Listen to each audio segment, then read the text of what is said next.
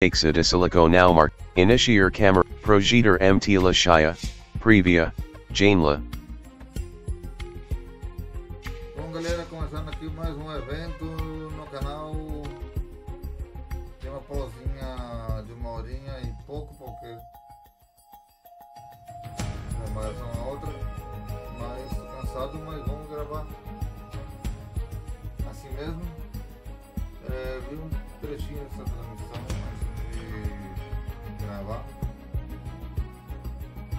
porque eu tô gravando depois que saiu, né? Porque o outro me voltou muito do Microsoft, mas aqui é interessante. E outra falando um pouco de cada um quando for aparecendo. Ok? Fique ligado que no canal em setembro, em outubro e novembro teremos alguns jogos interessantes. Por exemplo, lançamento.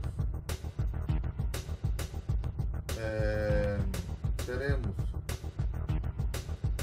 em setembro interessante o Astrobot, que é provavelmente no futuro no canal,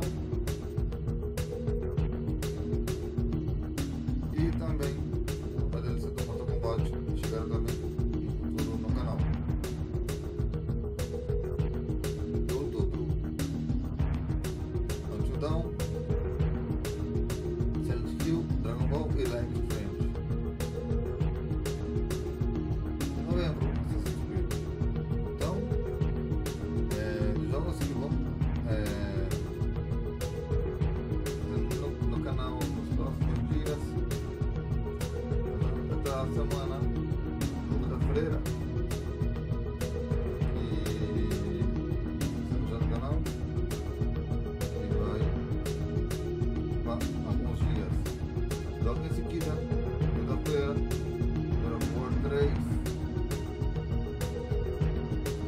God of War 3, continuamos no macaco. E estamos já gravando para vocês. Eu no macaco. E já a DLC do Mortal Kombat.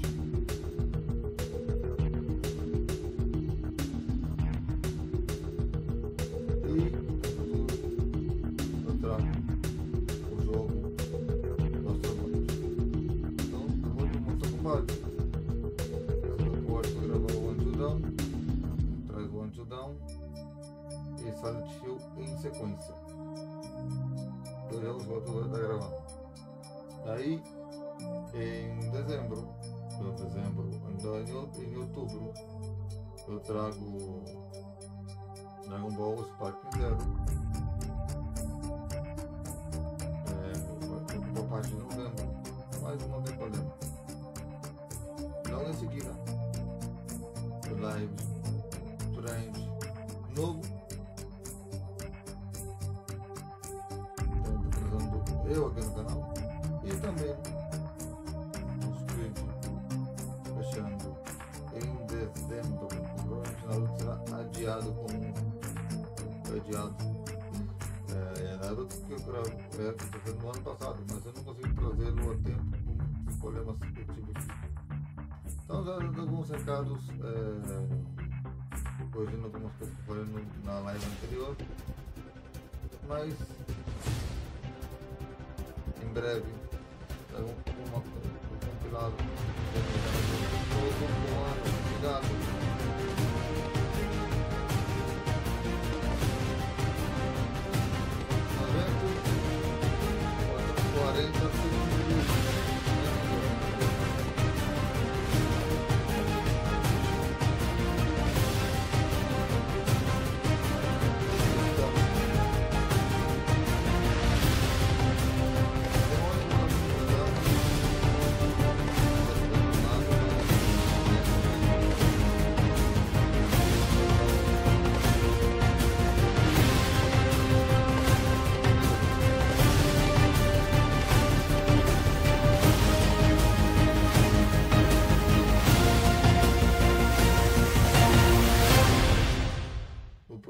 Hello and welcome to the Future Game Show live at Gamescom Day 2, the blockbuster sequel to the one we did yesterday.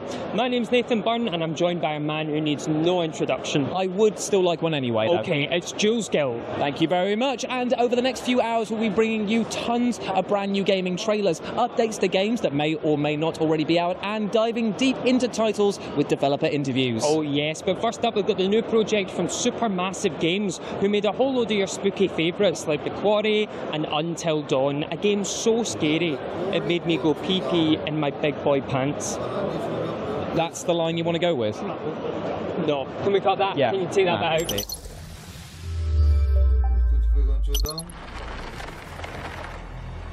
I'm Will Doyle. I'm the creative director of Directive 8020. It is a sci-fi narrative horror. It's a branching horror game. If I was to summarize it in just a few words, it's kind of like John Carpenter's The Thing set in deep space. For the first time, we're giving players much more agency. So we're putting on-the-sticks gameplay, which brings us a lot closer to kind of survival horror in certain aspects of the game. Of course, you've got all the things that you love about the Dark Pictures and about Supermassive Games narrative games. You still have all of the choices and character dynamics that you've had before, but now we put you up against deadly kind of real-time threats as well. But the game itself is kind of structured in the same way that our previous games have been, that there's a lot of care into the pacing of it, getting the kind of cinematic feel to it. So it's not all the time running and hiding. These moments are quite clearly kind of signposted when they're coming. We've kind of completely rebuilt the way the game is controlled from the ground up. Your character can now move around on the left stick, strafing, crouching, running with full right stick camera control, much more like, you know, other kind of best-in-class action-adventure games. And you'll be confronted with real-time threats, so monsters that can prowl around, they can hear you, they can see you, chase after you, ultimately kill you. So these areas are quite signaled to the player, but can happen at any time. And once you're in one of those moments, our creatures are able to kind of disappear, come back again. So it really kind of keeps it on edge and makes each encounter feel quite different as you play it. Space in itself is just really, really terrifying. And so we took effort to get in some of those systems failures kind of moments that a lot of sci-fi films have. So we really built on that, as well as the kind of, you know, sort of direct alien threat that you're up against. We had a lot of fun designing our spaceship to create a kind of really intimidating, claustrophobic environment. And the creature itself, obviously we're taking inspiration from John Carpenter's The Thing, but it is its own unique entity. It's a creature that can kind of change its form, it can infiltrate your crew and behave as you, but then when it's exposed, it can turn into a really nasty form, which is just trying to kill you. We were really, really lucky to have Lashana Lynch on board playing the character of Young, and there is a kind of sort of dynamic that plays out between her and one of the other characters, the ship's captain, who's called Stafford, and there's a lot of kind of like nice moments between those that really, really develop the character between them. Without giving too much away, there are, you know, that relationship kind of leads towards some really, really big developments towards the end of the game, which I'm really excited to see what people think of them. We don't have an actor in mind when we begin the process, and we were so lucky to get Lashana. She completely smashed it all the way through. We're really seeing, as we show the software to people, we're seeing people's eyes light up. They sit up at that moment where they're like, okay, this isn't just another story from the Dark Pictures. This is something different. It's a big step forward.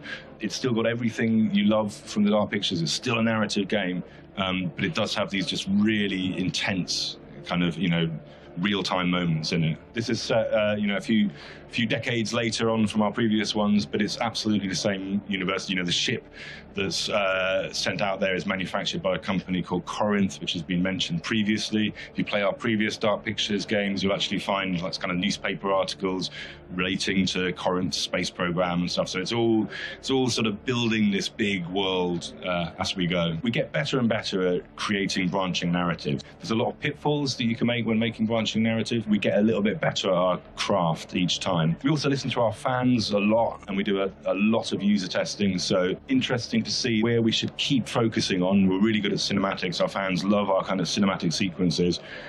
We keep that, but where we start to move towards more kind of active gameplay is really, really interesting. That has been pushed by quite a lot of fan input there. Directive 8020 is coming to PC and consoles next year, so go out and wishlist it now.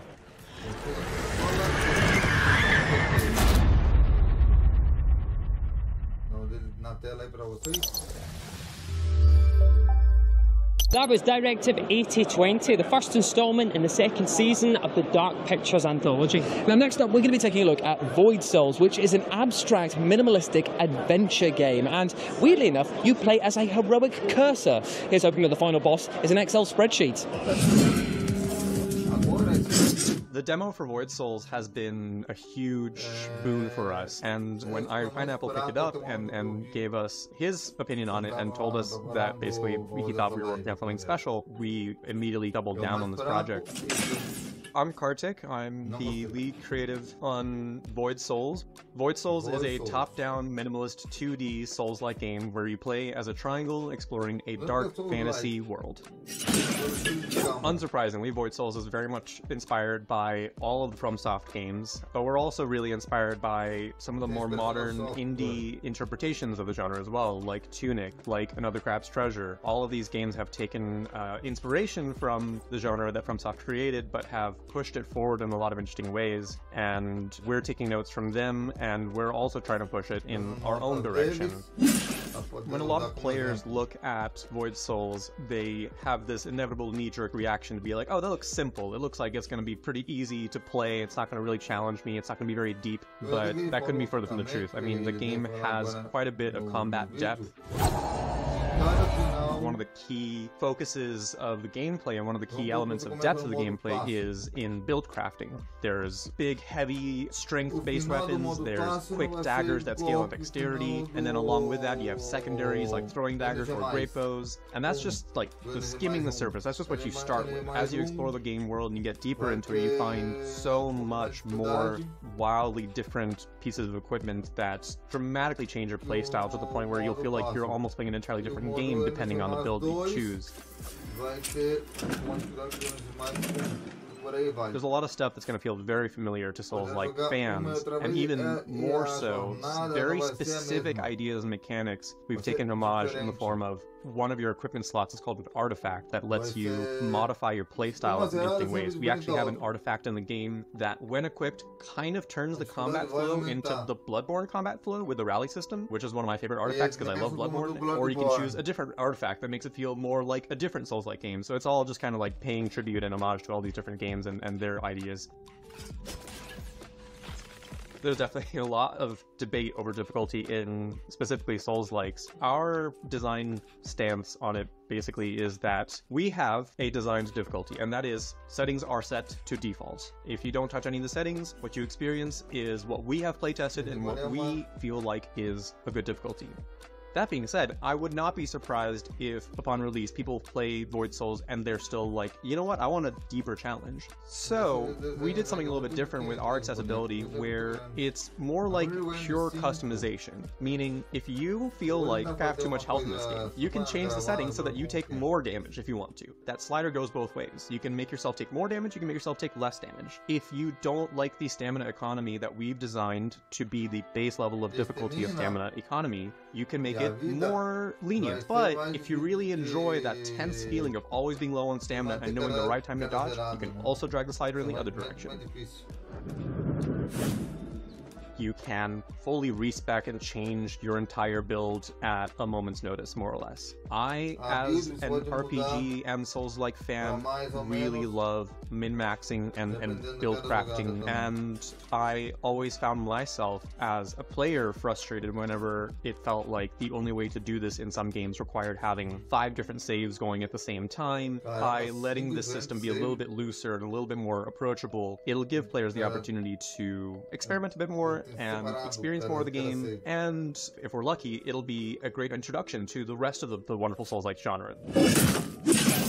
In Void Souls, every boss has a distinct musical track associated with it. I'm really excited about the soundtrack in this, in that I think we're exploring a musical genre that hasn't been approached yet in the Souls-like genre. It's a little bit breakcore, a little bit chaotic piano mess, and I'm already just having so much fun listening to the soundtrack when I'm not playing the game, and I really hope that players will do the same when the soundtrack releases on Spotify.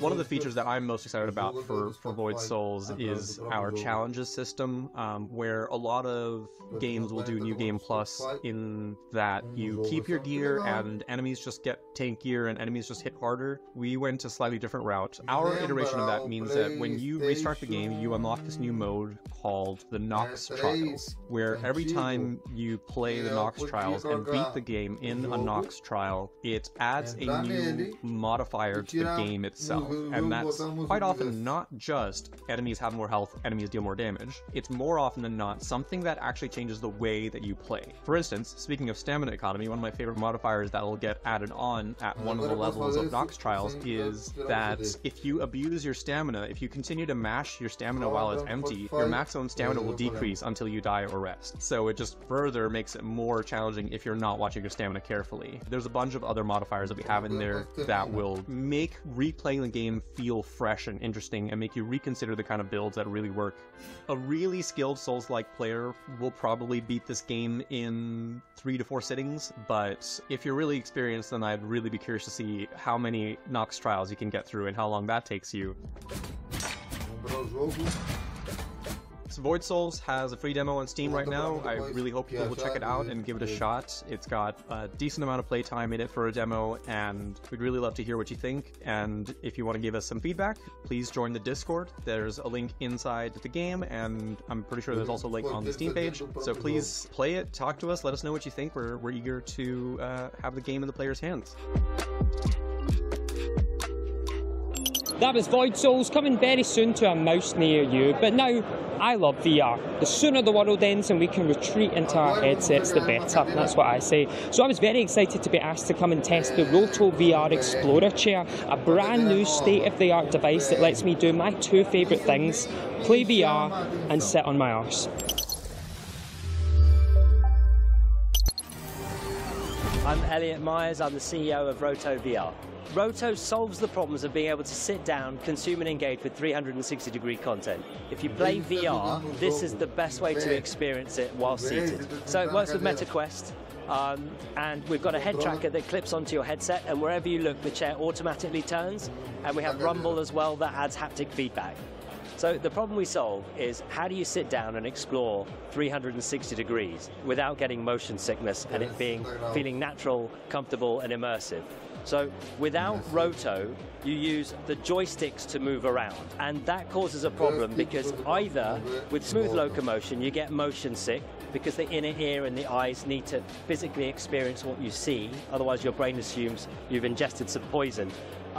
So what developers do is they snap you 30 degrees every time to avoid that motion sickness. And so we teleport around these days. It's become industry standard, and that's not the natural immersive experience that we want. What Roto does is we do the turning for you. We've got a head tracker that clips onto your headset. Wherever you look, the chair automatically turns, and by physically rotating in the real world, that means you don't need to use the artificial controls of a joystick to move around to solve motion sickness. So with Roto, you can explore naturally, no discomfort, and it doesn't break up the immersion.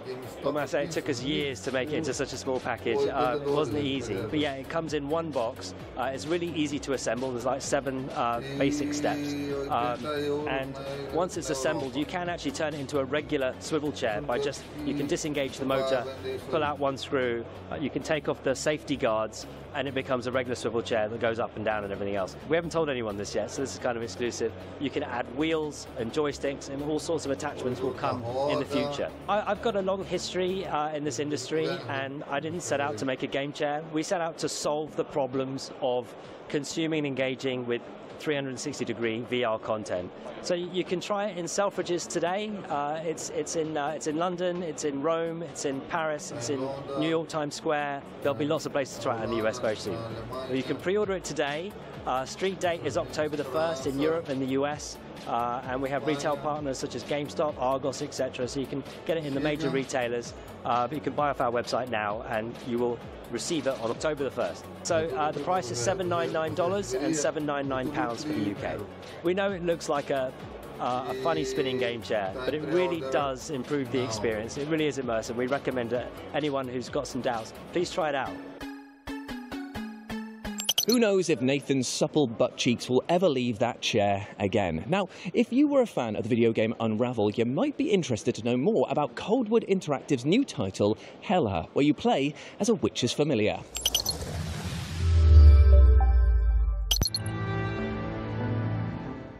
It's a very friendly and playful open-world exploration adventure game where you play as a tiny mouse, a witch's familiar, who runs around in this open and interesting world, collecting magical things to brew into remedies for the local folk.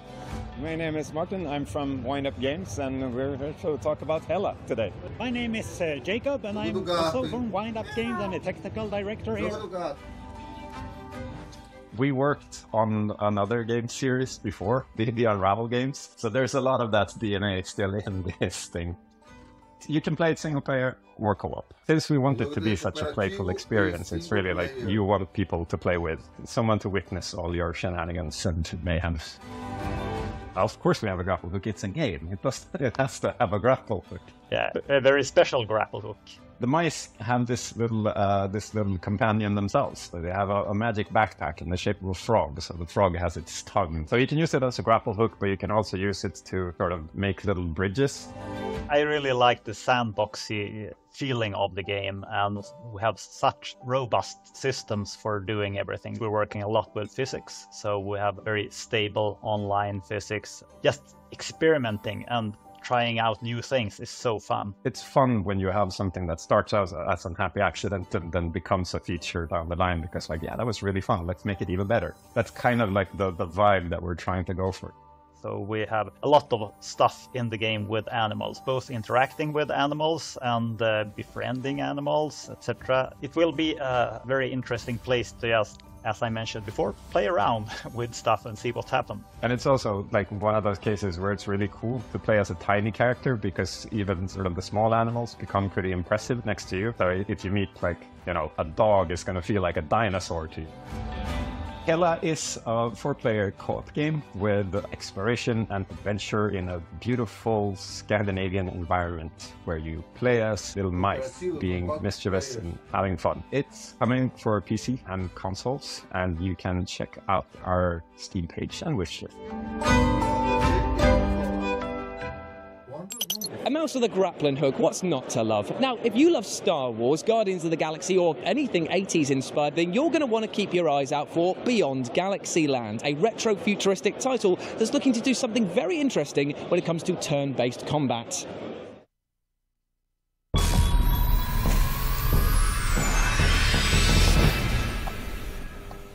As the very universe unravels,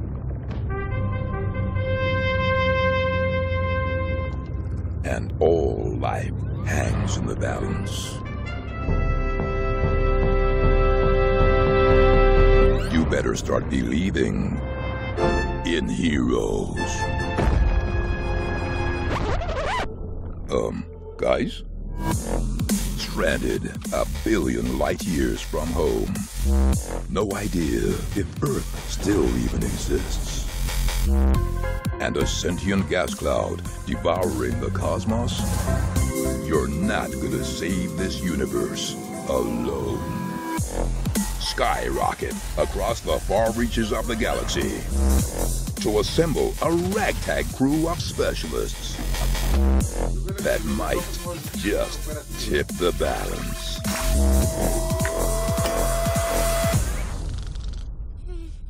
Though with every planet teeming with galactic nemesis and a secret power manipulating reality from behind the curtain, defending time and space might be easier said than done.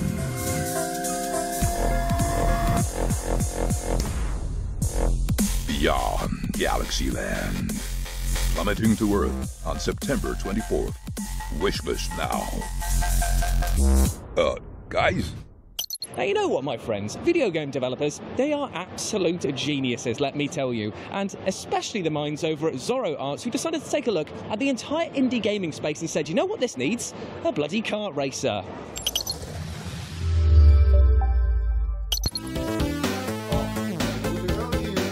my name is Matteo. I'm a 21 years old solo developer from Germany. I run the studio Zoro Arts and I make video games for 4 years now. And about 1 month ago, I started to make a new game called Ultimate Indie Racing. And it's planned to be one of the biggest indie crossover video games of all time. It's an arcade racer with online and local multiplayer. And you can play between like 30 to 40 different indie game characters to choose from. Like Krill from Another Crab's Treasure. Plan to have a really cool lineup of video game characters. I started after playing Mario Kart with my brother, and he asked me to make a video game, a racing game in 1 day as a challenge. After 3 hours of development, I posted some early prototype on Twitter, and the people there really liked the idea and asked me to make a full game out of it. 5 hours later, I made a new post on X, and this one did really well. Then people started to ask me to bid in their characters into the game, and I really loved the idea, and then it clicked in my head and I wanted to make an indie game racing game. So I wanted to have like multiple indie game characters, like Bo for example,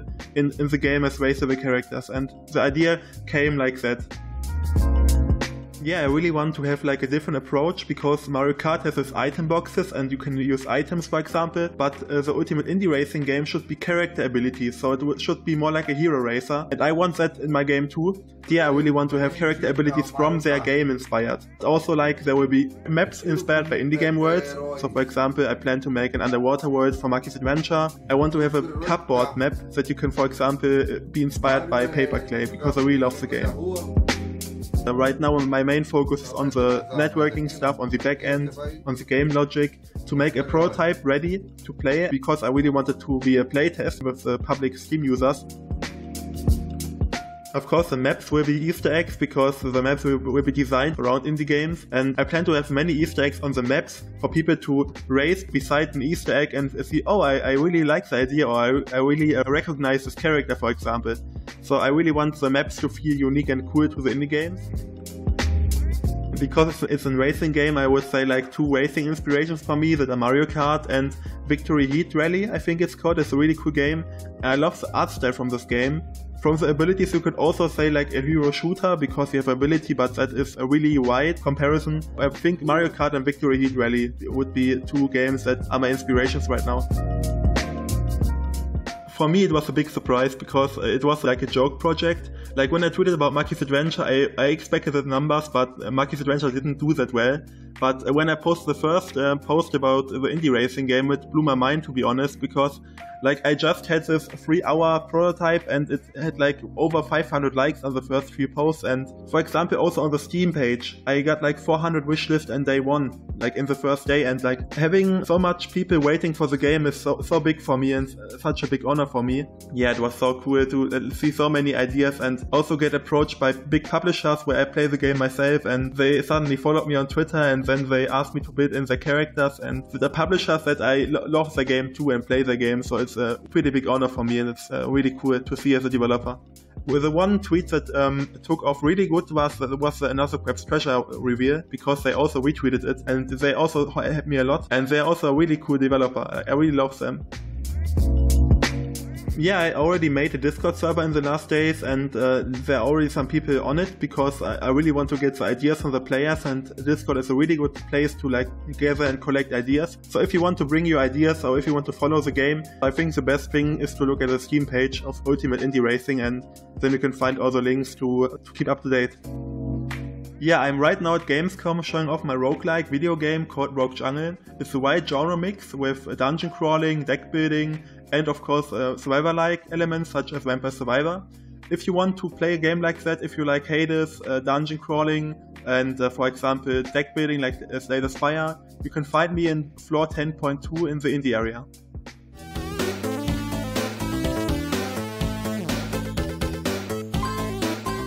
Nothing better than a good kart racer. Now, escalators. You might think of them as moving staircases that help you reach a vertical destination, but not Jules Gill. Oh no. He sees them as the perfect place to get developers to pitch him their games. Stairs. I bloody hate them.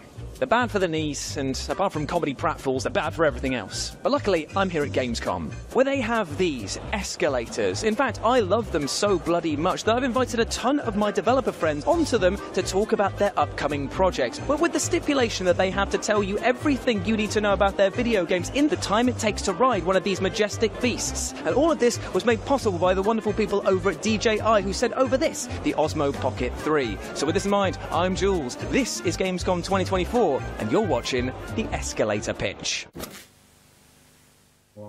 I'm here with Ejam, who's going to tell you everything you need to know about Tormentor. Go! Yeah, Tormentor is an intrigue horror game inspired by the classics, in which you will play as a child who is playing another game, avoiding to getting trapped in it. So that child will need to solve puzzles and fight bosses. It's a game within a game sort of thing? Within a game, yeah. Oh man, and that sounds like an absolute head trip right there. And when can people play this? You will be able to play it later this year.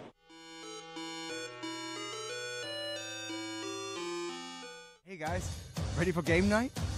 See you in 5. Hey! Let's play! I'm here with Mauricio, who's going to tell us everything we need to know about All On Board. Go! So All On Board is a VR platform that enables you to play board games in VR. Amazing. I'm a huge board game fan, so this sounds amazing. So what consoles is this going to be available for? It's going to be available for MetaQuest and Steam VR in Q1 2025. Oh, fantastic. So all your favorite board games in one place? Yeah, and you discover new ones too. Amazing. That's been Escalator Pitch.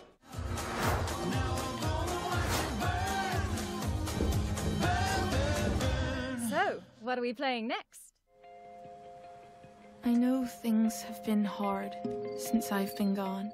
I'm here with Annika, who's going to tell us everything you need to know about Closer the Distance, starting now.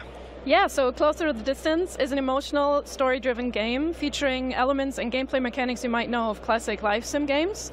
In the game, as a player, you take on the role of a young woman from a small town who, after her untimely death, now discovers that she can look down on her loved ones and her hometown and even influence some of their actions. That's amazing, and the best part is that the game is out right now on PC and current-gen consoles, and that, my friends, has been the Escalator Pitch.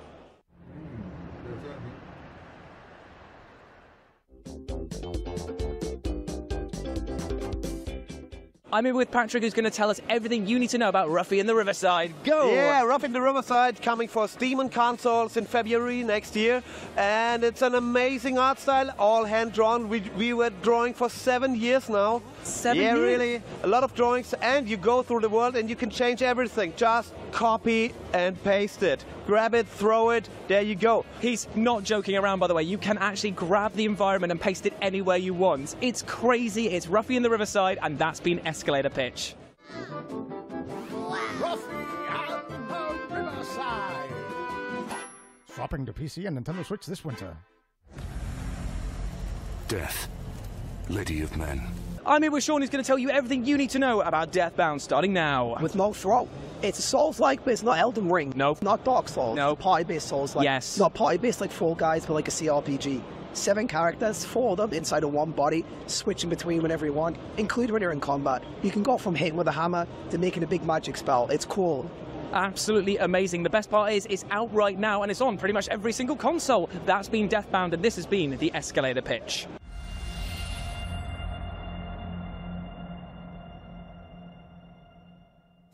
What is it about escalators that speaks to you so deeply? I'm not entirely sure. Maybe it's the thrill of danger or just the sheer sexual arousal. But either way, let's move on and talk about Mandragora, which may well become one of your new favourite Metroidvania titles.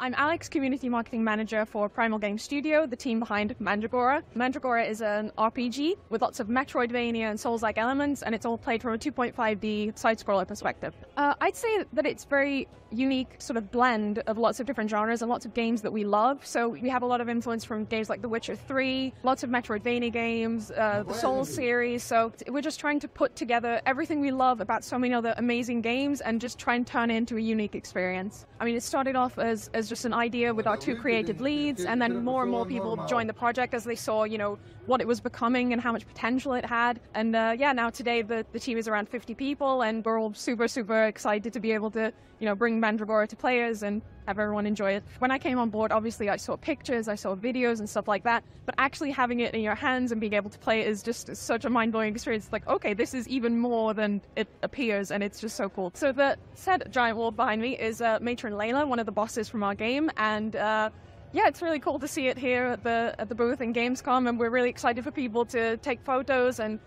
give her some lunch as well and make sure she's well fed. Definitely a game where you really need to get to know your enemy. There's definitely a lot of skill involved, but it's also very rewarding as well when you finally manage to beat the boss and you can say you did it. There are 6 classes in the game, and each has a very sprawling talent tree, and as you level up and you get points, you can then purchase all the skills, and you can also sort of mix and match so that the trees are sort of interconnected. So we have the Vanguard, which is kind of like a very heavy hitter. We have Flame Weaver, where the skills are very sort of fire-based. We also have Wild Warden, which is more sort of nature-based, and Nightshade, which is kind of an assassin class. I mentioned Vindicator, which is sort of priest.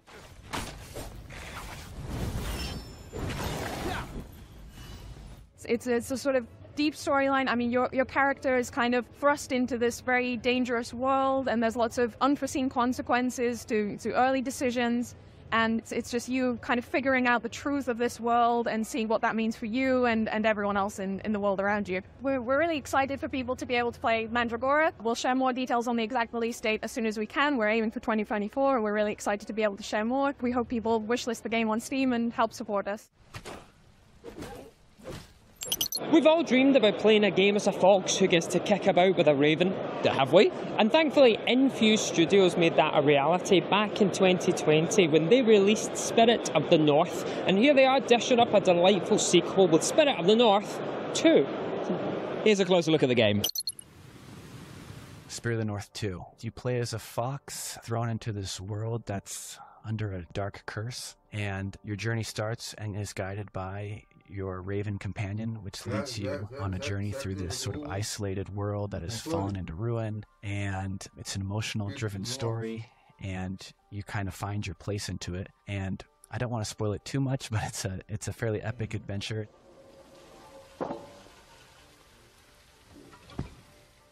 I'm Jacob. I'm one of the co-founders of Infuse Studio, and we're a really small studio, and I do a lot of the 3D art, level design, lighting, just world building, I guess sort of art directing as well. Taylor also does a lot of those things. Yeah, I'm Taylor Christensen, and like Jacob said, we are both owners of Infuse Studios. My focus is usually more on story and gameplay, whereas his focus is on graphics, environments, and 3D models. I'm Pav Gecko, and acting as an audio director on the project. So I'm a composer on the project, as well as a sound designer, and I implement sounds.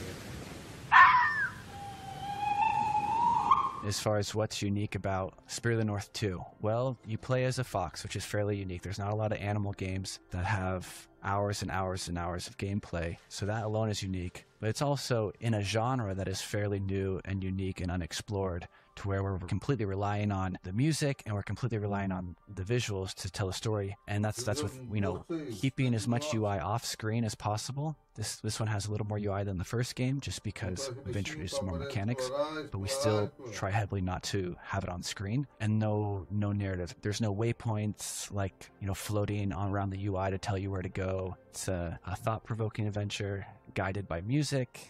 The music is quite important in the game to tell the emotional story. We decided to take a step further than what was the case in the previous game, and this game has an interactive soundtrack that reacts to the environments and whatever the player is doing. And it's quite a challenge, but it's an interesting challenge because you have to cover a lot of cases and make sure that the soundtrack flows nicely, so it's not just a case of providing the atmosphere. In a game like this specifically, that's very emotional. It is very important for the music to provide some emotional hooks for the player. The raven's name is Thought, and she joins you on the adventure at the very beginning. She is your guide primarily, introducing to you some of what you should be doing and where you should be going. But she's also a companion through your journey, and the character's destiny and her destiny are intertwined in a way that working together, you meet your end objective. It is an open world, and the jump targets aren't hand-placed. It is procedural, so it is finding targets that you can jump to as you move around the world. That means that you could probably find places and explore paths that we didn't intentionally set for you as devs. So that opens up a whole thing of testing and perfecting. And like Jacob said, this is something that has been working on for 3 years now, and multiple versions of this jump target system. And then in addition to that, you're not constrained to the target system. So if you are sprinting, the targets don't appear. So you can sort of go in between sort of these long sort of fast jumps where you're sprinting, and then you can turn to these more controlled jumps where you're sort of traversing over, across ledges and beams.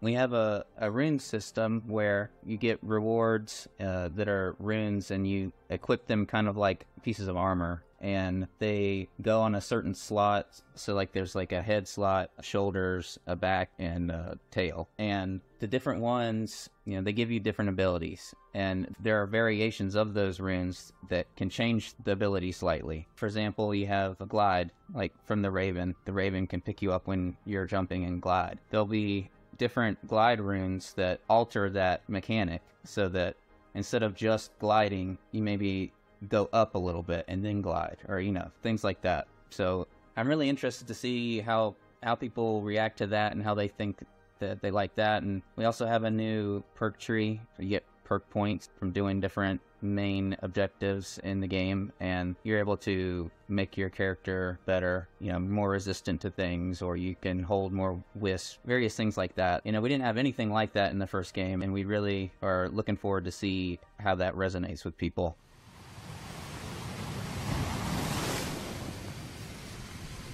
Spirit of the North 2 is coming at the end of this year, 2024, to Xbox Series S and X, PlayStation 5, and Steam, and Epic Games Store. But I would like to just say thank you to our fans. We are incredibly grateful that we are able to do what we love to do, which is make games. And it is because of the success of the first game that we've been able to, in large part, have a good relationship with the publisher and have the funds to fund this game. And we hope that this next game is what all the fans have been wanting. We've been listening and we've been implementing, and this second game, it's a gift to those players and a gift to all the new players. We hope they love it.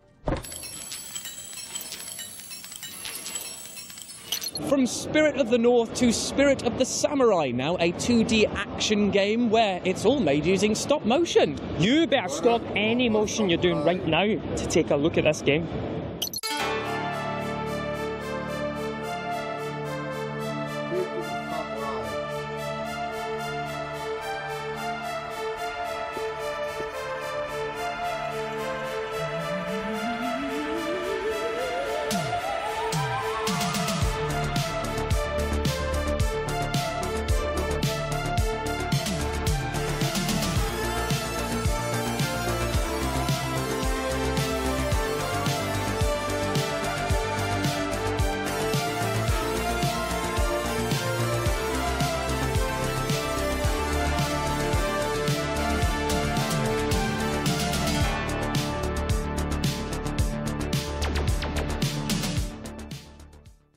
Spirit of the Samurai there, and it will be on consoles, in your hands, and maybe even on your heads later this year. What is this? I thought sport was illegal at Gamescom. Police! Someone, get these guys arrested.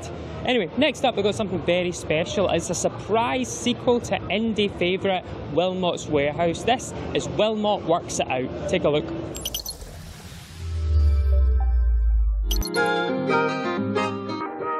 It's amazing how many times I've had ideas while being interviewed for things like this.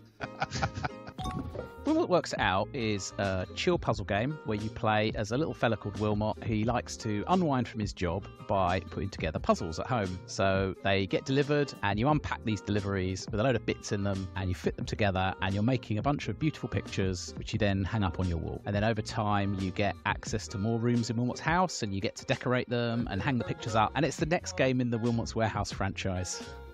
I'm Ricky Haggart. I'm a game designer. I'm the creative director of Hollow Ponds. I'm Richard Hogg. I'm a game designer and I'm a visual artist, and we're here today to talk about Wilmot Works It Out. This game is kind of a sequel. We made a game about 5 years ago which we called Wilmot's Warehouse. It's the same character, but he's at work, and Wilmot's job is to organise the inventory in a warehouse, which I know sounds really exciting, but it's a really sort of colourful, fun game, and it's all down to the player where they put the stuff in the warehouse. We wanted to make another game with Wilmot, and we had this idea to use exactly the same character and the same mechanic, but instead of organising a warehouse, he's making puzzles, making picture puzzles.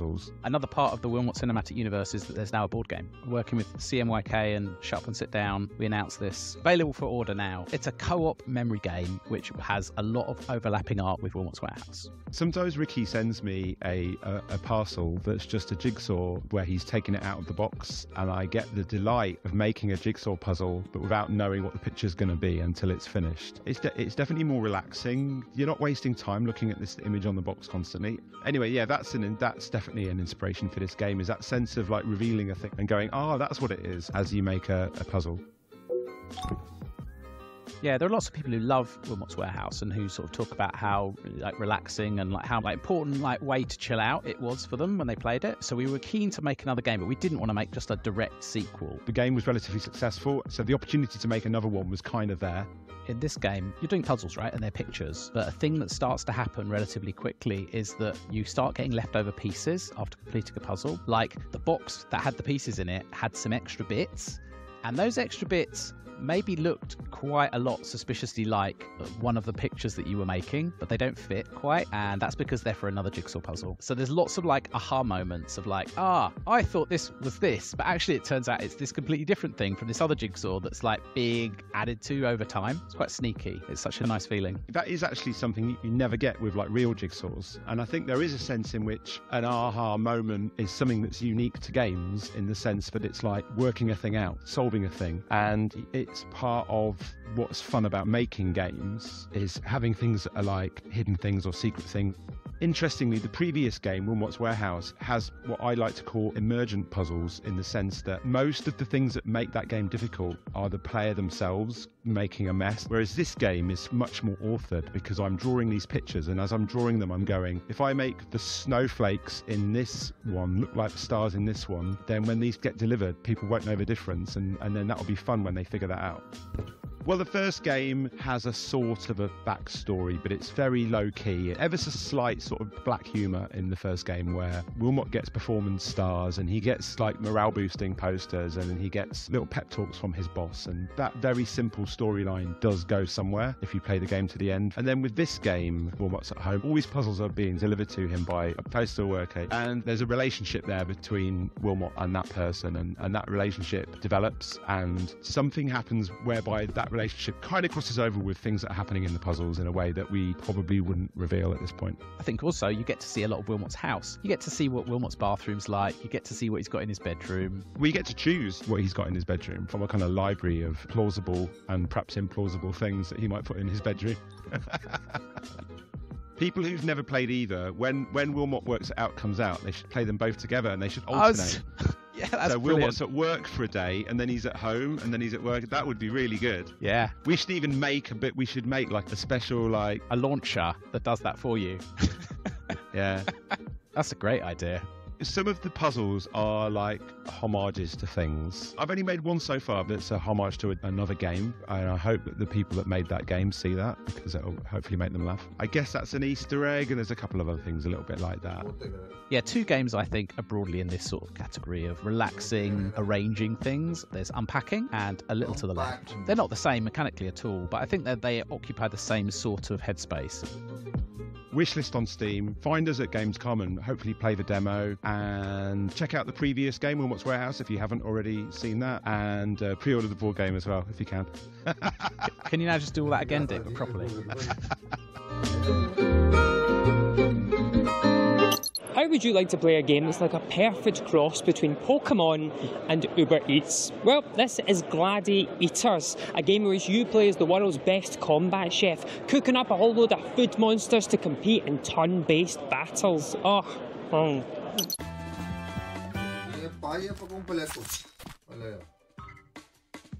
I'm Oliver. I'm the lead developer on Gladiators, the creature cooking game where you cook food and then that food transforms into powerful food creatures for you to fight your opponent's food creatures in turn-based combat. I was chatting with a friend of mine, thinking about how I wish I could go back in time and make the first premium creature battler game. They weren't listening to me at all, and as a separate point, they said that I should make a cooking game. And I misunderstood them and thought they meant a cooking creature collector game.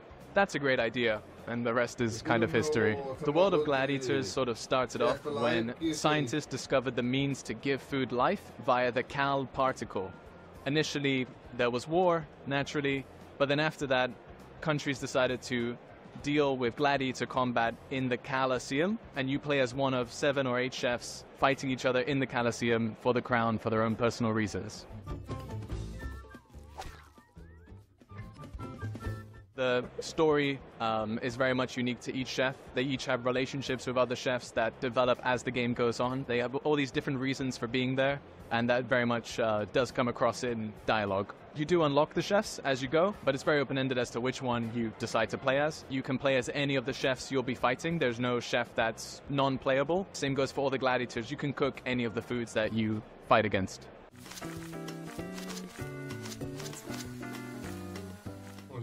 One of the most unique things about gladiators is the fact that you're cooking your creatures.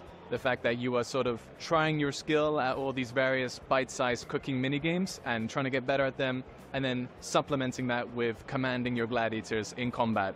So I think that jump between these two very different genres and sort of needing to be good at least one of them is really unique. As a developer, my favorite aspect of the game is the team battle system that we have, where you are bringing a team of 6 gladiators into combat, and they potentially could be against another 6, and they all fight at the same time.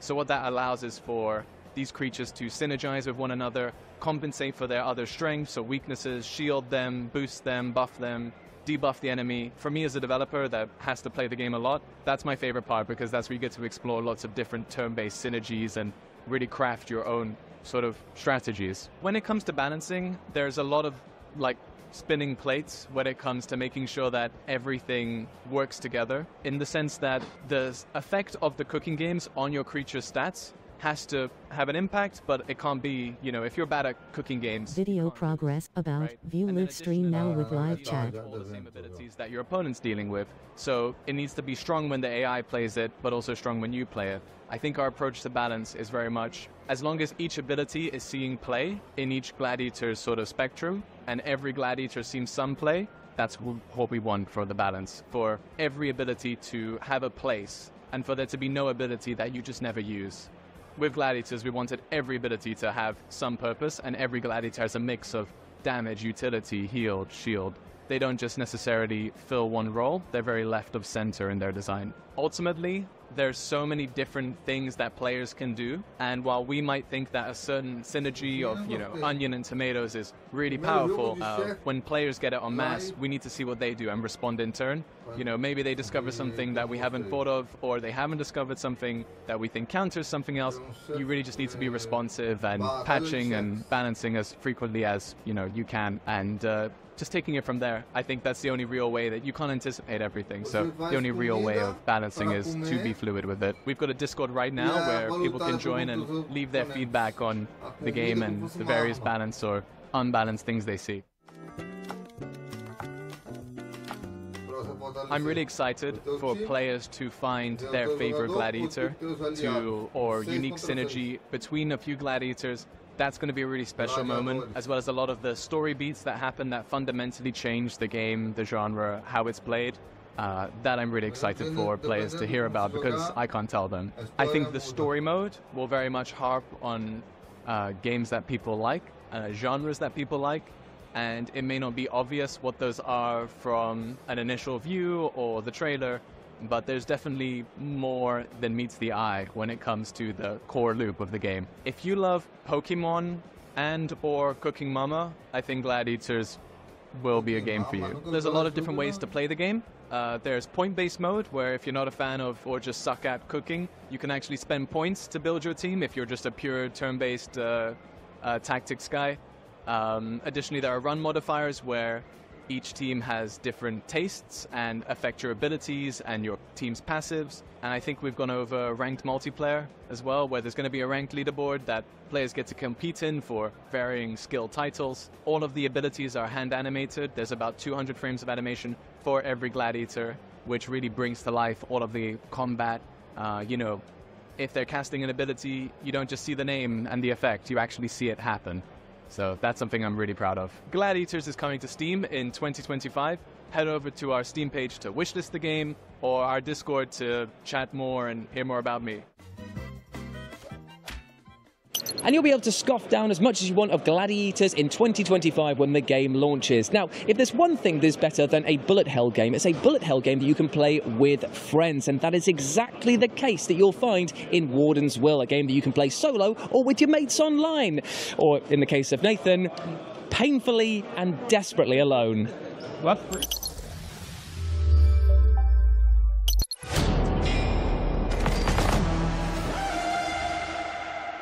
Wardensville is a third-person movement shooter with roguelike mechanics and bullet hell combat.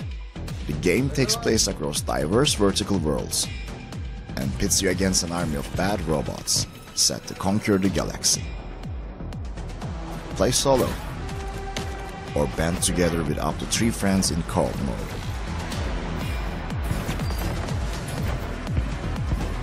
Each round is a unique experience, pushing your reflexes and strategy to the limit as you face increasingly difficult enemies and special bosses. Choose a Warden. Master your movement skills.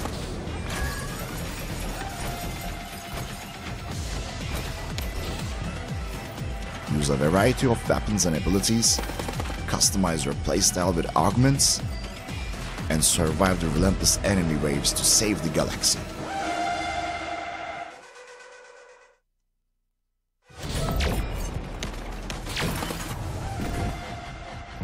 Grasshopper Manufacture took us all by surprise earlier this year when they announced a remaster of Shadows of the Damned, the 2011 cult classic written by Suda51 and produced by Shinji Mikami. It was a collaboration between two of gaming's legends. I was lucky enough to have a sit down and chat with them about this project, and I only asked about Killer 7 once, which I think showed great restraint.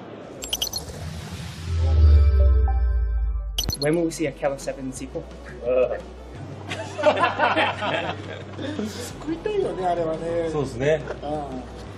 カプコンが権利を we'd be happy if Capcom would allow us to do it.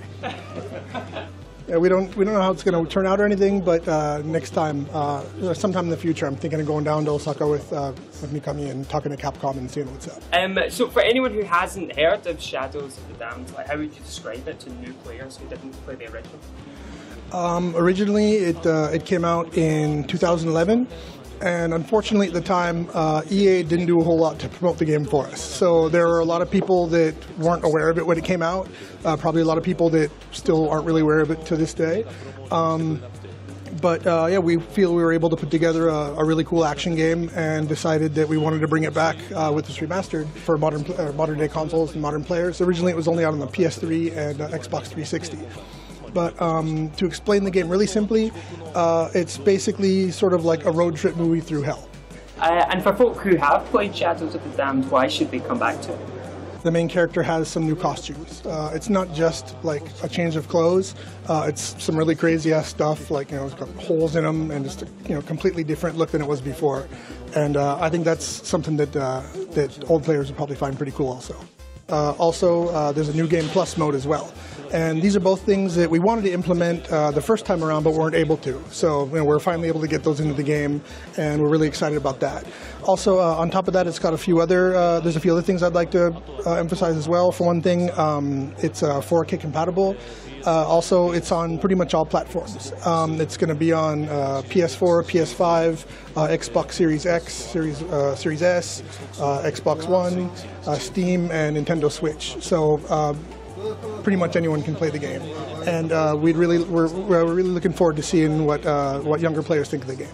But for those of you out there who have small children at home, there's some pretty messed up shit in the game. So you probably want to wait until maybe after you put your kids to bed to play the game, because yeah, it's not really the kind of thing you want to play in front of children.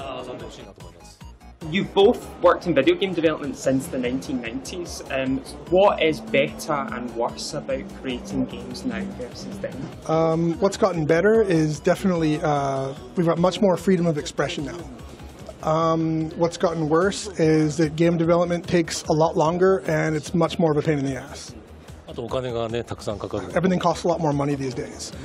We've got a lot more freedom of expression now. These days, since there's a lot more that you're able to do, it takes a lot more time to explain to all the different staff, okay, this is what we want to do, this is how we want to do it. So because of that, it takes a lot longer, and again, it costs a lot more than it used to. If you could go back in time to give your younger self a piece of advice at the start of your career, what would it be? I'd probably tell myself to focus a bit more on creating the games that you actually want to create them, how you want to create them. It's a bit of a hard question, but I'd tell him that there are going to be a few people along the way who are going to come along and try to rip you off or try to kind of screw you over. So watch out for those people and be a little more careful. If you were to recommend one of the games that you've made to someone who has never played a video game before, which game would you pick and why? Aladdin for the Super Nintendo, Super Famicom. Fire Pro Wrestling. Could I ask Shinji what his favourite Suda game is and Suda what his favourite Shinji game is? I'd say either Killer 7 or The Silver Case. So it says, I love Resident Evil 4, but I'd have to say God Hand, definitely God Hand. And Mikami says, sometime in the future, let's go together and try to get the rights for God Hand, because I'm pretty sure they'd be pretty cheap. What do you think has been the most exciting game of the last 10 years that isn't a game of your own? Red Dead Redemption 2. I was just really impressed by the way they created the game and the way they showed kind of the end of, Western expansion and the whole, the gangs and how they kind of like fell off and everything. And they really went full on like every little detail. Like they didn't really half-ass anything. They did even like the really small, fine details just perfectly, and just it's really impressive how they did that. もう10年経っちゃったかな。僕やっぱホットラインマイアミかな。It was just super impressive and in a good way kind of shocking, and the way the gameplay cycle goes and everything, even to this day, it's still super fun. I'm still a huge fan of it. Do you ever return to your own games to play them for fun, or does it feel too much like work? Once the game's released, I never touch it again. Me too. What is your comfort video game to help wind down? Race games, because you can really kind of get immersed in it. But I've had a really stressful day and play a racing game, I can just kind of race around like at super high speeds, and all the shit that's been bothering me just kind of goes. And as for what kind of games, generally F1 games on PlayStation and consoles in general. Yeah, it's become pretty much a daily tradition, a daily custom for me now. So Marvel Snap. But when I end up getting my ass kicked and like losing 8 cubes all at once, then that just kind of makes the day even worse. You weren't making video games. What would your job be instead? I don't know exactly what genre it would be or exactly what I'd be making, but probably creating things, creating something. I'm really not sure, but I feel like if I hadn't joined the game industry, I probably would have gone back to my hometown in the boonies and would probably be working like at some factory or something right now. And instead of creating games, I'd probably, I'd go to work, come home, and then spend the rest of my time playing video games. I'd be more on the gamer side of things instead.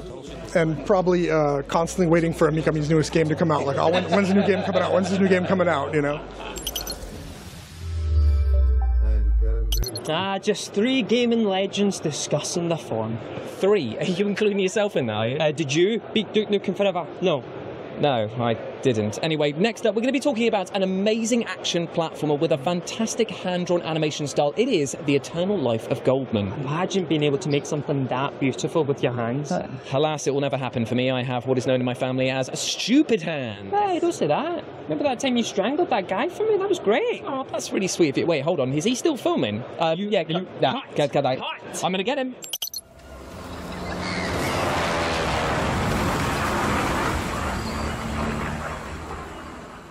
The Eternal Life of Goldman is a breathtaking platform adventure inspired by ancient legends and fairy tales. It will take you back to this era of classic 16-bit platformers done in classic frame-by-frame animation, all done by hand. Hi, I'm Andreas Schmiedecker. I'm the producer of the game The Eternal Life of Goldman for THQ Nordic, and the game is being developed by Weepy Studio. The main inspiration for The Eternal Life of Goldman are these platformers of the 16-bit era. So your Donkey Kong Country, your Mega Man X, your Super Castlevania. And we hope the game will take you back to that era, or, will make you experience that for the first time. And it is really, this kind of side-scrolling adventure, but with the accessibility and the quality of life features of a modern game. So many people ask about the art style and the inspiration behind the art style of The Eternal Life of Goldman. It is mostly classic animated movies and French-Belgian comics, mostly Hergé and the Linclair art style. So to create that art is really a very difficult and complicated process because everything is done by hand. And it's really, there's no other way of doing it in that level of detail. So it can take a lot of time, it can take up to months or even up to a year for a biome to be finished. It is really intense and difficult, but we feel it's worth the effort at the end. The main character of The Eternal Life of Goldman is somewhat unusual because it's an old man with a cane and a beard that you don't see that often in video games. He's a reference to, these ancient fables and parables where you would often have an old man as protagonist who would be, witty and outsmart his enemies. But it's also very specific reasons within the narrative why he has that age and looks like that I will not go into details because of spoilers. I think what I like most about the story of The Eternal Life of Goldman is at the surface it's something very simple and a classic video game premise, right? You arrive somewhere and you're tasked with finding and killing a god. But step by step you realize you're part of something even bigger and even more existential.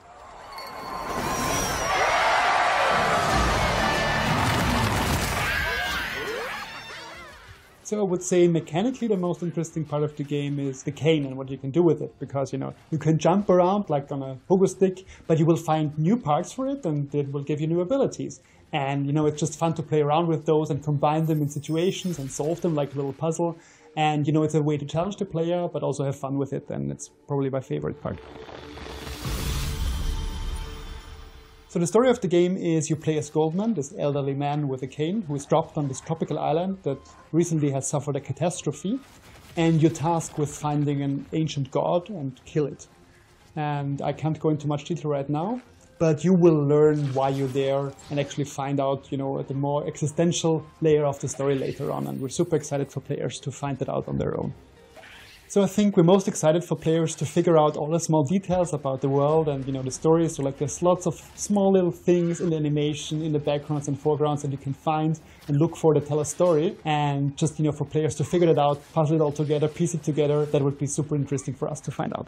So there's a couple of hints about the story of the game in the audio of the announcement trailer. So if you listen closely, you already can get an idea of what the story is about.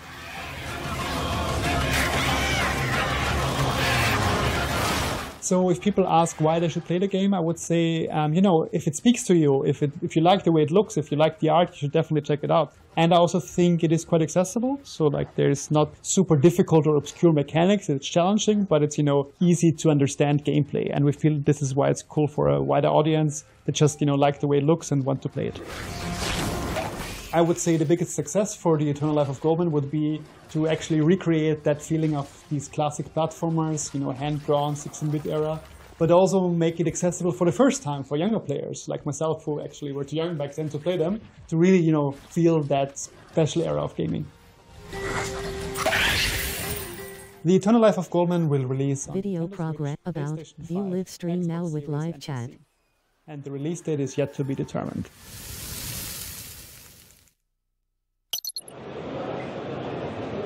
Massive thank you to the developers of The Eternal Life of Goldman. But now, card games are having a renaissance at the moment, and you'll love to see it.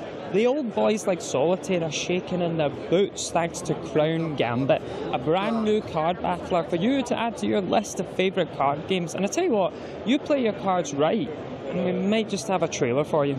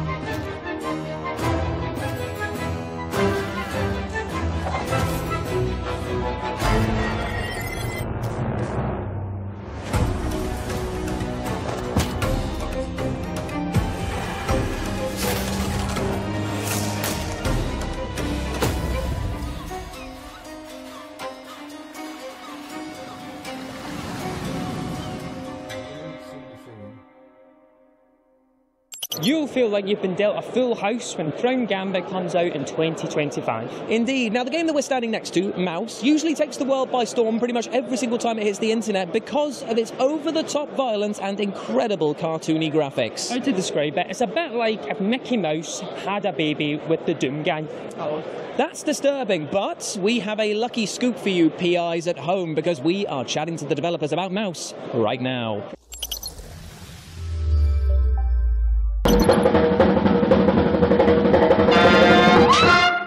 Mouse, it's like Doom and Cuphead had a baby. It's a great hook, and we love it, and we use it as much as we can. I'm Mateusz Michalak, I'm CEO of Fumi Games, and I'm one of the original creators of Mouse. Hello, my name is Maciej Krzemień, but most people refer to me as Magic, and I'm the lead producer of Project Mouse, which I'm really proud of. Mouse is an FPS game set in the 1930s that utilizes a very unique rubber hose art style that was very popular in cartoons in 1930s, 1940s, but since then has been long forgotten. It's not your run-of-the-mill boomer shooter, it's much more. The story itself is set in 1930s America, and even though it's cartoonish in its style, it's also pretty gritty, and it touches on some difficult topics, such as economic crisis and rising up from it, some far-right politics that were ever-growing back then, and some other difficult subjects. So yeah, while it's cartoonish in its form, we're not shying away from some really difficult stuff. Our protagonist, named Jack, he's a World War I veteran who became a private investigator in civilian life. And as always, in a noir story like this, it started with a seemingly simple case and a mysterious woman. And of course, on top of all the serious stuff that I mentioned, there is always place for some cartoonish, wacky humor. Yeah, we thought that world in the 1930s was quite similar to what we have right now from the political point of view and other things. So we thought it would be great to connect this time with our times. We also always felt that even, with touching on some difficult subjects such as far-right politics, for example, if you want to criticize them, you can do it directly, of course, but it's also a good way to criticize them with humor, similar to what Charlie Chaplin did with his movie The Dictator. He basically laughed at fascism, and that's what we are aiming at as well. We want to criticize it by making fun out of it. I cannot reveal how many, obviously, but yes, you can expect more than one ending. Like I said, it's not your run-of-the-mill boomer shooter. It has some other elements, and one of the elements that will be crucial to the gameplay itself and how the story unfolds will be gathering the clues. There will be some clues that the player can gather, and some will be required to progress, but others, they can be omitted. And only if you gather all the evidence, if you connect all the dots, then you will unfold the entire story. We are inspired by games like Doom, a Metroid Prime trilogy, Bioshock, Warhammer 40k Boltgun, and obviously also Cuphead when it comes to the art styles. You can keep an eye out for a ton of references and Easter eggs. We want to make some wink-winks towards people who know that stuff almost 100 years ago, but we're also putting a lot of Easter eggs referring to other games, because obviously, when you take so much inspiration from other video games, you have to pay an homage. David, who is the lead programmer on the project, he posted a small, quick video on TikTok in May 2023, and it blew up. It was 2 million views in few days. And we thought, okay, this is great. We have something here. Then we posted another video and it got even more views. So we quickly prepared a Steam page because we couldn't lose this, this wave of massive people looking at our game. And quickly I prepared a really quick trailer, the first gameplay trailer in May, that it was also viewed, millions of views on social media. And from there we thought, okay, we have something here, something exciting. So we should put as much effort as we can to develop this game. Being so popular on social media, it's a bit scary sometimes because, having so many people interested in the project means that we have to deliver a good product, a good game, because otherwise we can lose that interest in an instant if the game is subpar somehow. So it's a lot of pressure. It's sometimes a bit scary and the entire team feels that, but we always think of it as a great opportunity because most of us have worked before on some smaller games, some indie games. So, working on something like that puts a huge responsibility on all of us, but we're happy to accept it. Every single day, we discuss on how to improve the game and how to make it better. At the same time, exciting, but also a bit scary, just a bit. So as for the music, we are using a blend of both originally composed music specifically for the project, but we are also using some licensed video progress about view live stream now with live chat. Throwing those tracks into the game and leaving them as they are. We are working on our own adaptive music system because we want to have, what you hear to correspond with what you see on the screen. So whenever there is a slower paced, more detective part of the game, the music will be toned down to reflect that. But whenever there's, heated action, you will hear some upbeat music, some big band music, and we already are happy with what we have in the game when it comes to that department. Mouse is coming in 2025, so please follow us on social media, wishlist our game. We're doing our best to give you something really unique just next year.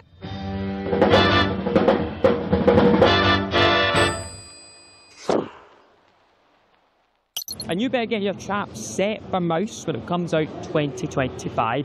But up next, if you love Ghost of Tsushima or Rise of the Ronin, then Phantom Blade Zero might just be up your samurai street. It's fast-paced, it's intimate, and its boss battles are right here for you to have a look at.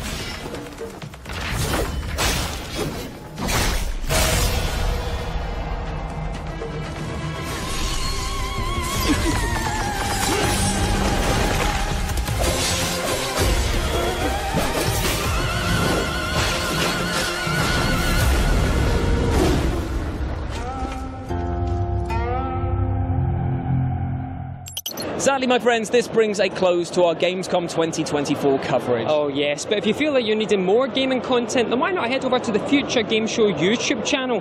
But sadly, we really need to get a move on now because the German authorities have issued a warrant for Jules' arrest. Yeah, what can I say? Usually people survive my Dance Revolution routines, but not today, apparently. But I tell you what, because the people at home have been so absolutely wonderful across our coverage here, let's reward them with one more bit of gaming goodness. One more? Yeah, I tell you what, we're we're going to show you something from Atomfall that comes from the brilliant mind of the developers behind Sniper Elite. And it's a doozy, my friend. Right, but before we go, we better say bye to all the folks. Sure. Bye, Gamescom. Bye, everyone. Bye, everyone. Bye. Except that guy. Yeah, not you. Yeah, you know what you did.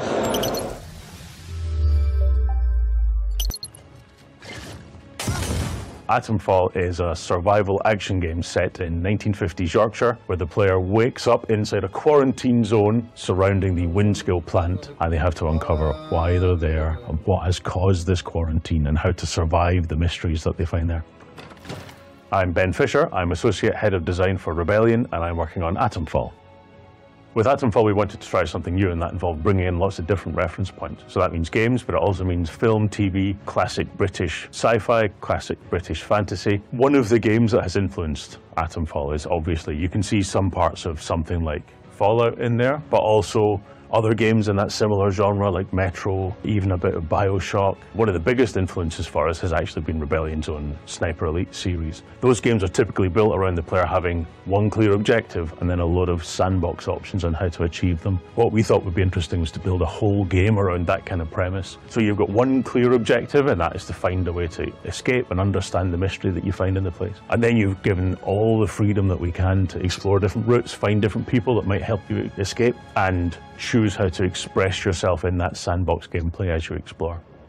When you start the game, you wake up in a bunker inside this nuclear quarantine zone. You don't know who you are, you don't know how you connect to this larger story. The major motivator for the player through the story is finding out how they relate to this disaster, what this disaster is, how they can escape. We don't tell you what your backstory is, but we plant clues through the game about what it might be. When you exit the start bunker, there's a mysterious red phone box ringing in the middle of the dales. You go and answer the phone and you hear a mysterious voice say, "Oberon must die." So you don't know who this voice is, you don't know who Oberon is, you don't know who you are. These are all threads that start your journey through the game. One of the cool mechanics in the game that really emerged by itself over the course of development was not having a main quest that you might typically have in another game, because that feels like you're being driven by other people's desires. Instead, we wanted to give you the feeling of being an investigator, uncovering a mystery, uncovering your relationship to it and how it relates to the characters that you find across the game world, piecing together those clues into one giant jigsaw, essentially. What we've gone for in this game is a dense, concentrated sandbox experience. You can explore through several sandbox maps that are interconnected. You can travel back and forth whenever you want to. There are characters that say that they will help you escape the game world, but it's up to you whether you trust them or not. We never pass judgment, and we never tell you which is the main quest or the main thread. This is all a kind of investigation for you to uncover your story and how you relate to it over the course of the game. One of the layers of the player's investigation is that they can find friendly characters to talk to and try and uncover new leads to help them understand what's happening. But part of that motive to make the game one interconnected experience and about telling one specific story, we've set up the conversation such that you can kind of fail the conversation. If you lead the conversation in a direction that the other person doesn't enjoy, they'll shut down, they'll stop talking to you. If you talk about things that they're interested in or you offer to help them, they might open up more and you uncover more leads. We really tried as hard as possible to not cast judgment on the way that the player can investigate through the game. So theoretically, you could kill any character in the game and you'll be shutting down options of ways to escape or leads to uncover, but it's still possible to find a way to finish the game. There are characters you can barter with as well. This is a post-apocalyptic environment, so money has no meaning, but people are willing to barter and trade for information or trade for goods. And even when you come across a hostile enemy in the wilderness, that doesn't mean that a fight immediately kicks off. They've got a threat system where they will tell you to back off, and if you back off and leave them to try and survive, then maybe a fight won't happen in the first place. So every time you encounter someone hostile, you have the choice of, do I want to get into this fight? Do I think I could really survive it? Do I want to sneak around and ambush them from another angle? The combat of the game is very intense, high stakes, and it means that each combat encounter is effectively like a little dynamic puzzle, an emergent puzzle based on where you find enemies, what equipment they've got, what equipment you've got, and what strategy you try and deploy. Really, we want to make sure that the player has lots of room for personal expression and a sense of driving their investigations forward. And if they get into trouble, they should feel like they got themselves into trouble and that they could try and find a different route through the game. We wanted the combat in this game to feel very kind of brutal, high stakes, kill or be killed survival. So the combat system blends melee combat options with ranged combat, so you can find melee weapons and throw them, you can kick enemies, you can smack them with a heavy strike or jab at them with lighter strikes, and we want you to mix up these options. Ammo is very spare as well in the game, there's not much of it around, so you've got to choose every shot carefully. You'll die in a couple of hits, but so will the enemies, so it's all very high intensity, high stakes. So that kind of high intensity survival is the philosophy we had in mind when building the game. But we want to make sure as many players as possible can enjoy the play experience. So we've approached difficulty in a slightly different way, and we approach it instead as different play styles. So the game has a survival element, it has a combat element, and it has an investigation element. And we give the player the options at the start of the game to fine-tune any of those channels of gameplay to have the play experience that they prefer. We've added lots of accessibility options as well to make sure the game is playable by as many people as possible. Best keep alert. The combat in Atomfall is brutal, and you will probably die a lot. But we give the player lots of tools to help them survive, to give them the sense of scavenging and trying to survive in a post-apocalyptic environment. There's a crafting system to allow them to craft healing materials or weaponry like Molotov cocktails. When the game starts, the combat's not as intense as later on in the game. So we give you the materials to craft consumables and throwable weapons to help yourself survive, and you will unlock skills over the course of time that allow you to craft faster, allow you to heal faster, let you stun enemies for longer when you kick them, allow your thrown axe to stick in an enemy when you've thrown your melee weapon at them. So the threat increases, but your skills increase at the same kind of rate over time. So Atomfall's a dense, interconnected sandbox of a game, and we've seen some typical run-throughs of the game being 20 to 30 hours, that kind of ballpark. But it's worth bearing in mind that the main threads of the game, the main escape routes, take you through drastically different play styles, and that the game is sort of deeply built for replay. So the public will be getting their first hands-on experience with Atomfall at Gamescom. Given that the game is a sandbox, we've set a 20-minute timer and we just let people run amok and see how they play. What I've seen so far is that people can play in drastically different ways and get a very, very different play experience. So it's going to be great fun to watch how people tackle the game and how far they get before they die. So it feels to the team that Atomfall has really found a kind of unique blend of lots of reference points and influences. So if you like immersive sim games like Fallout or BioShock or Sniper Elite, it feels like we've got a nice unique blend of the kind of mechanics of those sorts of games. And then in our case, it comes with that unique classic British sci-fi storytelling wrapper.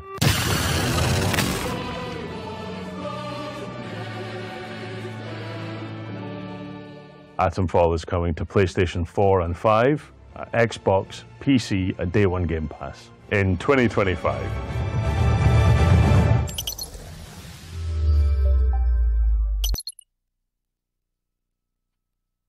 Initiar Janela, Pesquisar Janela, indicate, mo, in, my, secret, in, explore, exhibico de tar, exhibico de, viseo, air, channel, OBS2, interromper transmisseo. Ok, FGS terminou, galera, mas eu achei muito bom o evento de hoje, muito bom, melhor que o do Xbox. E eu tenho gostado do evento. E nós vemos nos próximos eventos. Valeu, galera, beijos, eu dou nota 6. Valeu, falou, e eu fui, tchau.